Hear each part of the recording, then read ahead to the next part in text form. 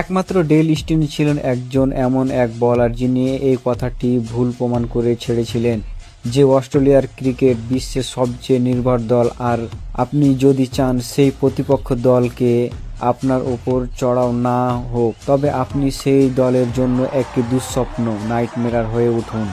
এটা ছিল ডেল স্টেইনের খেলার ধরন। সাউথ আফ্রিকার সাথে ম্যাচের আগে অস্ট্রেলিয়ানরা শুধু এই ভেবেই ভয় পেত যে পরের দিন তাদের ডেল স্টেইনকে ফেস করতে হবে, যার বল বল নয় বরং আগুনের গোলা হবে, আর সেটাও 150 কিমিতে প্রতি ঘন্টার গতিতে সুইং করতে করতে আসবে, যা আমাদেরকে প্যাভিলিয়ন নয় বরং সোজা নরকের রাস্তা দেখতে হবে। পুরো অস্ট্রেলিয়া দল ঠান্ডা হয়ে গিয়েছিল যখন সাউথ আফ্রিকা অস্ট্রেলিয়া সফরে গিয়েছিল, আর সেখানে তারা অস্ট্রেলিয়াকে শুধু হারায়নি বরং শারীরিকভাবে ও মানসিকভাবে ধ্বংস করে দিয়েছিল। আর এই জয়ে সব থেকে বড় হাত কোনো ব্যাটসম্যানের নয় বরং একজন বোলারের, ডেল স্টেইনের ছিল।